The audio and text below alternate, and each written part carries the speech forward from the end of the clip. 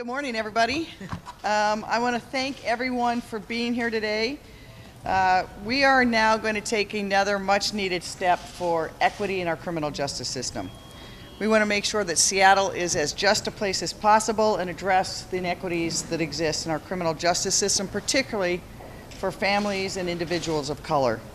Today, City Attorney Pete Holmes, Chief Best, Councilmember González, and I will walk across the street to the Seattle Municipal Court and request that the court quash outstanding warrants for more than 200 people charged or convicted of low-level, nonviolent misdemeanor offenses that occurred between 5 and 22 years ago.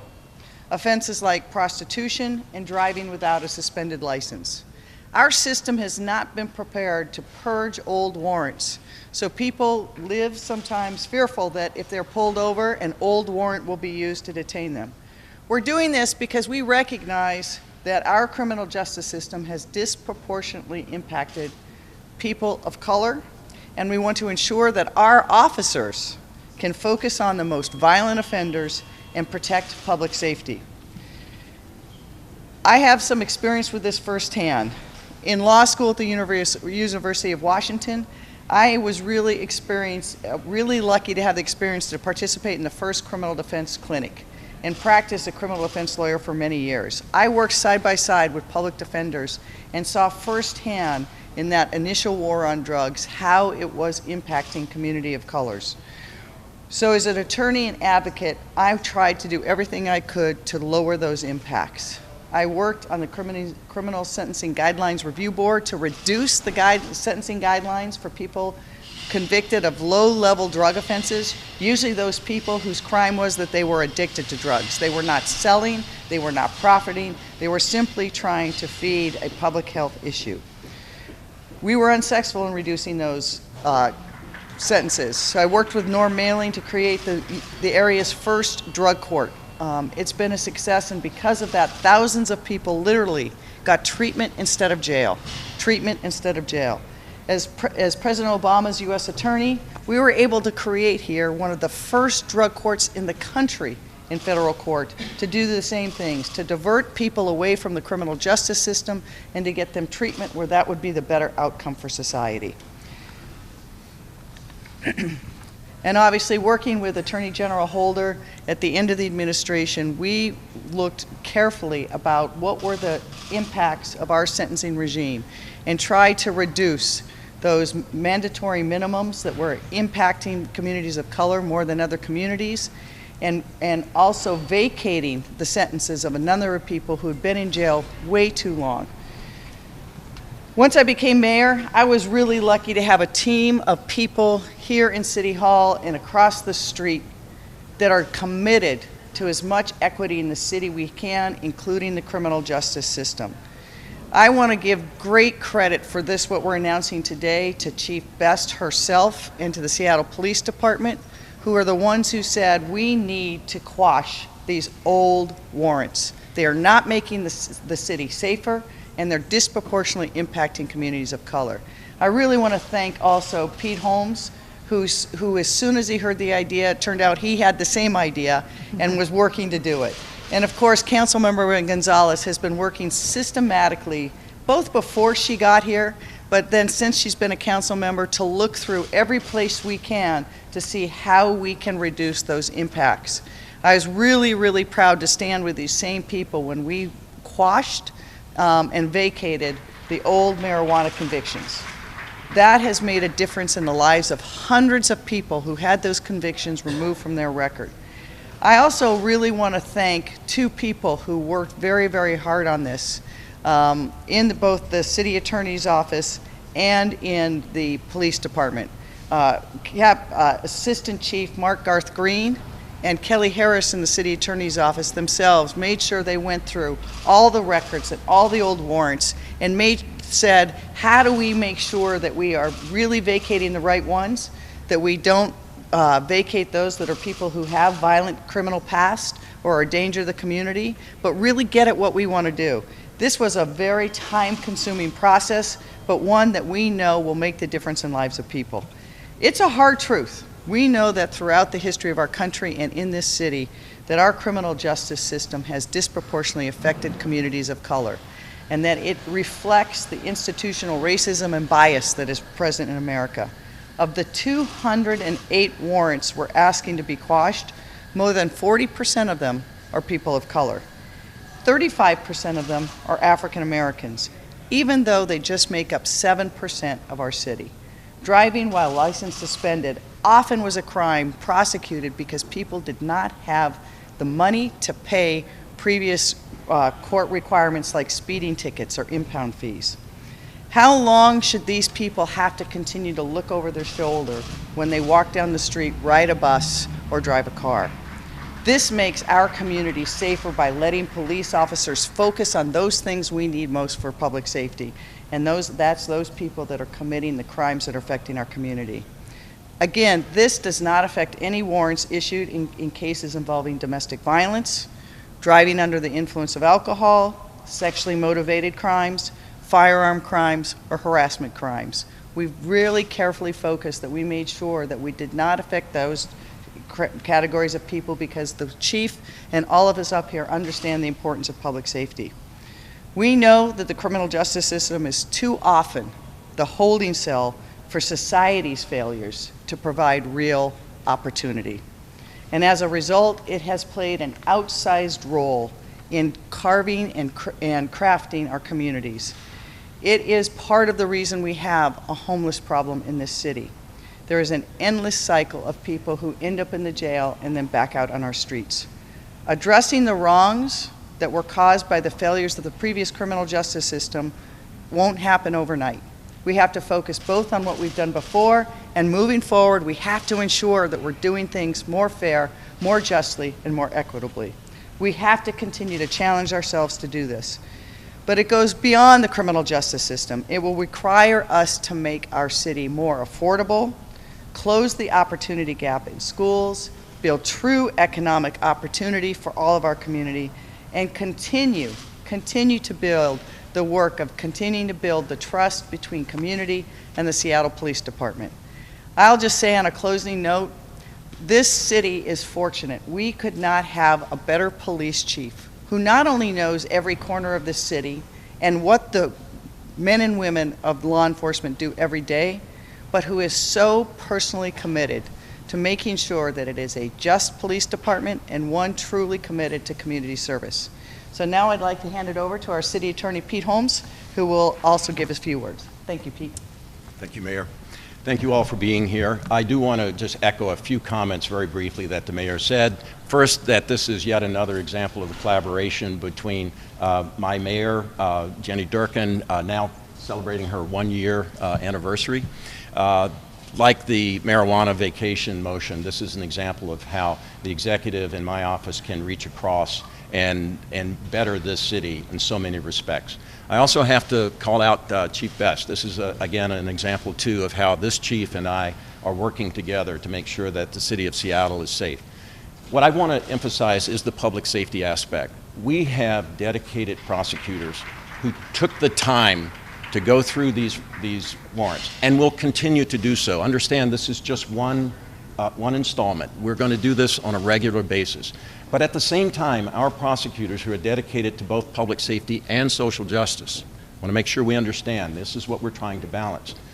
They are at the same time processing some 14,000 arrest reports annually from SPD while taking out time to look at these older cases that are simply hanging over the heads of far too many of our citizens. By taking these warrants that have no impact on public safety, we are going to be able to help our community members emerge from the shadows, not be living their day-to-day lives in fear of having some ancient warrant come back and haunt them and trigger an arrest and a disruption in their lives that ultimately costs all of us far too much.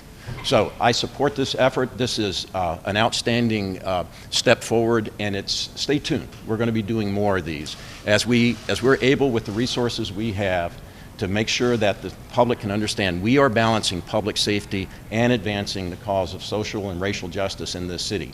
Thank you very much. And at this point, I want to call on Councilmember González. Thank you. Thank you. Thank you. Thank you so much. Well, good morning, everyone. I also want to echo a lot of, I'm going to put that down.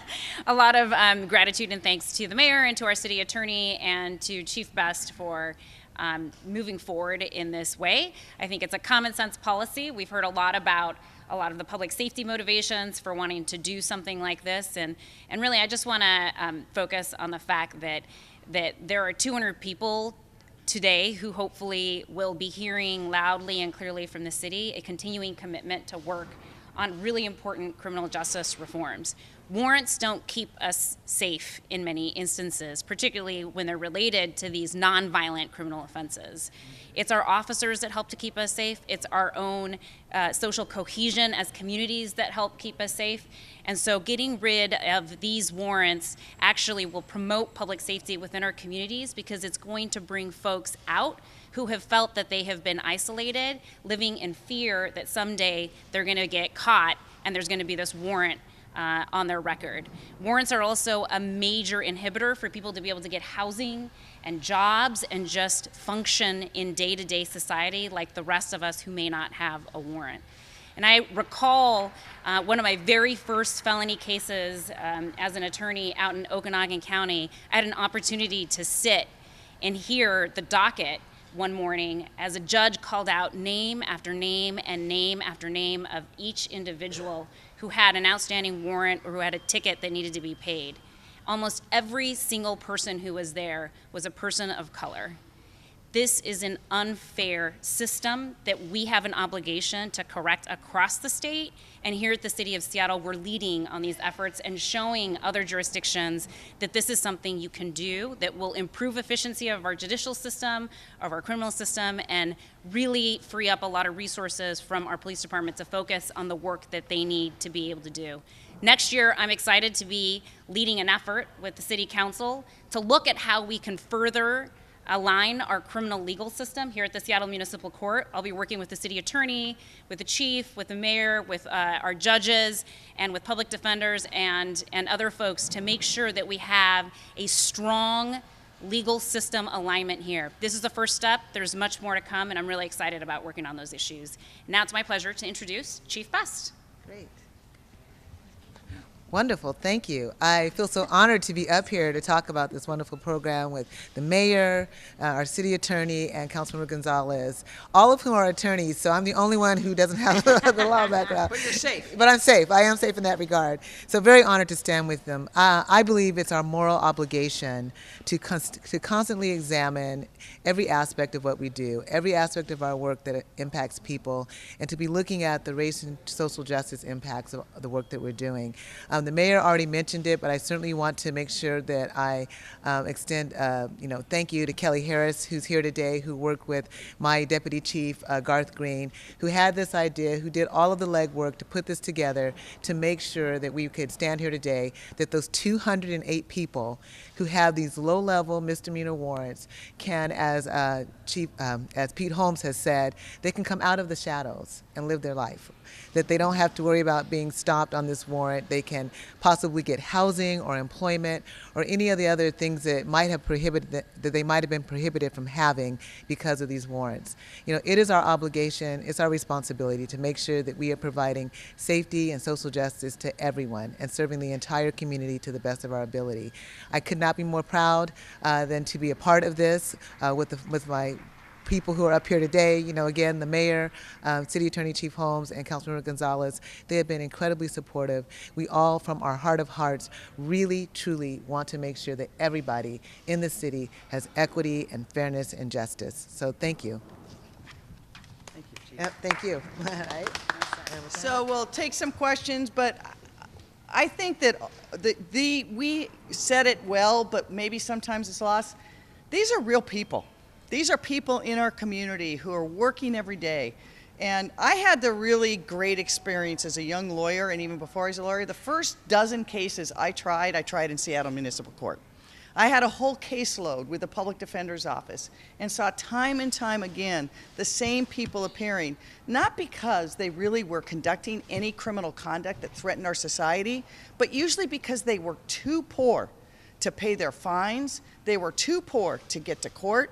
And so this is a start it's not the end. We will continue to hold people accountable. We will continue to make sure our communities are safe, but doing this actually makes our communities safer. So any questions? Yeah, Mayor, or perhaps Attorney Holmes, what physically happens to these warrants? Are they wiped out as though they never happened, or are they flagged as do not enforce, or what physically happens here? I'm going to let him answer fully, but the next step we're doing is we're going to walk across the street to file a motion with the court that will actually vacate them so that they will no longer exist. But Pete, do you want to add to that? The term is this is a motion to quash the warrants, that is to destroy them, to wipe them out. It is a good question because we need to emphasize that the municipal court will now have the discretion to decide how to act on these warrants, much the same as they had the discretion on whether to vacate those misdemeanor convictions or not. So we must remember that it's now going to shortly be in the court's court, and we'll see how they resolve these. But again, the warrants will go away. They will no longer, if someone is pulled over, pop up as an outstanding warrant that then subjects someone to an arrest. It may not have happened just because of a chance encounter with a law enforcement officer on the street. How many total outstanding warrants are there, do you know?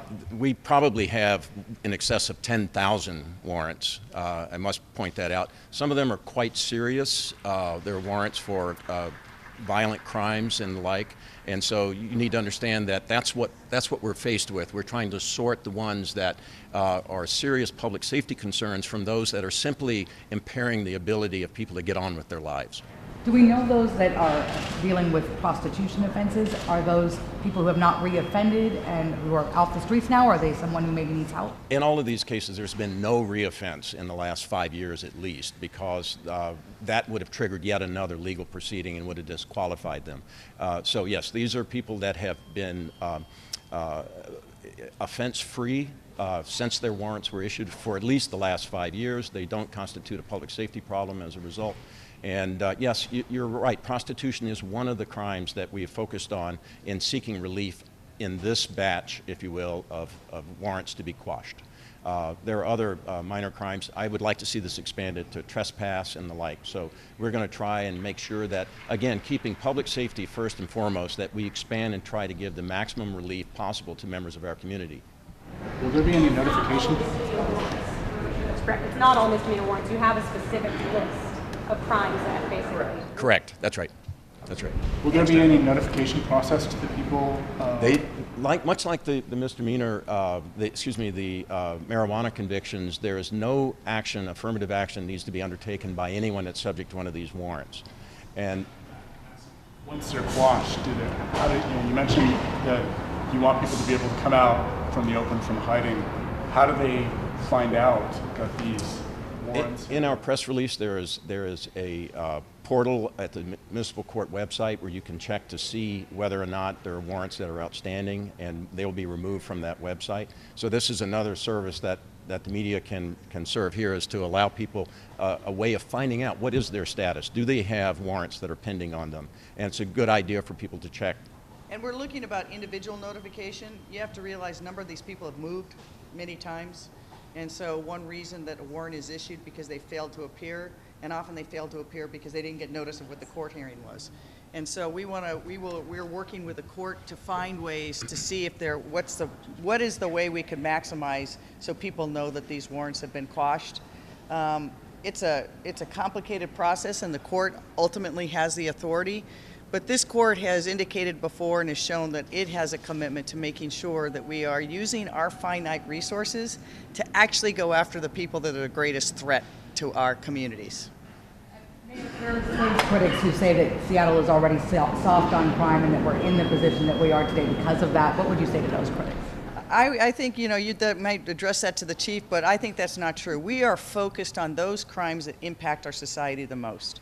And if you look at the crime rates themselves in any neighborhood or community around the city, we're seeing violent crime is at sometimes its lowest rates. What we're seeing is we're seeing in every big city a raise in property crimes, and the chief and I literally every week are assessing the data on where we are in the city and what strategies we can use to make sure that we're addressing crime and disorder for every part of the city.